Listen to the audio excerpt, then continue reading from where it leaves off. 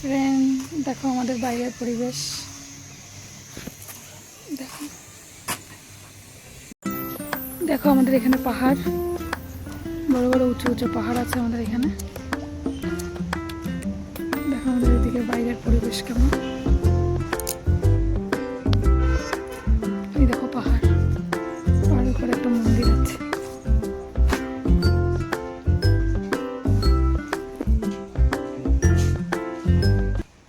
আমি এখন একটু রেডি হবো, এক জায়গায় বেরোবো, তাই জন্যে সবাই রেডি হবো।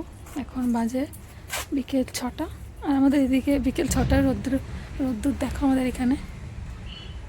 আমাদের এখানে সন্ধ্যে 7টা বাজলেই, 7টা সাড়ে 7টা বাজলেই অন্ধকার হয়, তার আগে অন্ধকার হয় না। দেখে একটু রেডি হয়ে আবার তোমাদের সামনে আসছি।